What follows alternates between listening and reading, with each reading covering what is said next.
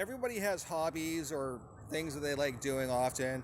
I have my dad and I like playing Scrabble, and we've been doing this for a good 20, 30 years. I originally started with playing Scrabble when I was a kid with my grandmother, and I never kind of lost that game. And so over the years, I've gotten pretty good at it and learning strategies. Scrabble to me kind of reminds me of a combination of like playing poker and baseball, and at the same time learning about the English language and knowing strategy in those types of way. That's what Scrabble reminds me of. Someone can have a better vocabulary than you can in Scrabble, but if you know how to play the game properly, you know how to do numbers, you're going to win. And I wanted to share a story about a guy I played online. So I'm a pretty good Scrabble player. I mean, I'm not the greatest. In fact, I know one guy, Kelly Grace. I've known him since we were kids. No matter how better I get at Scrabble, for some magical reason, I have no idea how he keeps on doing it, but he's still about 15% better than me, and drives me nuts. So it's not like his worst game can beat my best game. But in a best of 10 or a best, if we were playing 10 games, he's going to win about 6 or 7 of them, and I'm going to win about 3. So clearly this isn't a case of luck on his side. He's just simply better than me. But that being said, if we were to take like all the Scrabble players in the world, amateurs and pros and all this sort of stuff, I would say that I'm probably in the top 25%. So not great, but also not terribly bad either. And I wanted to share a story about this guy I played online. And now there's a lot of people that cheat online that got a Scrabble dictionary with them, and so you know that they're cheating because they're taking a lot longer to play. This guy was not that.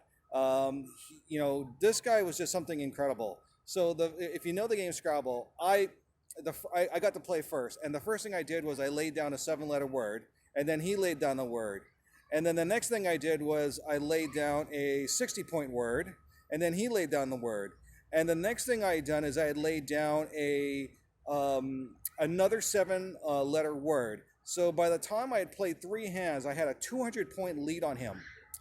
And 200-point lead on him after 3 hands of playing 60-point word and then another 7-letter word. So we'd already gotten rid of a lot of letters already in the game as it is. So having that 200-point lead, this is how the game actually ended up happening. He completely and utterly destroyed me. Destroyed me is probably not the term, like nuclear explosion. I think by the end of the game, I'm not even sure if I finished it, but at the end of the game, he had a 200-point lead on me.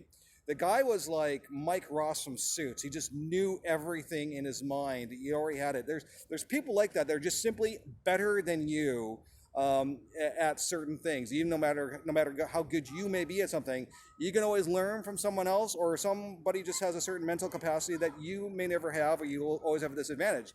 So the reason I bring this up is because I used to, my partner who co-wrote the book Built to Rank with me, he and I were competitors at one point. We were both marketers. I had written a book to promote my business. He had built a network as well to build his business. We were comparing products, and I think we would both agree that the products that I was selling at the time looked better than the ones that he was doing, and the strategies was better. And the reason I bring that up is because no matter how much of an advantage I had over him, he outsold me in that year by 900%. And it was at that point where we started realizing, well, what did he do right? What did I do right? And we were trying to figure out what it was that was successful and not successful. What were the mistakes that he did that made him overly successful that maybe he should have pulled back on? What were the the failures that I did where I should have been more successful? And over the years, we've become friends. In fact, when we were competitors, we were friends too, because of course competitors are friends.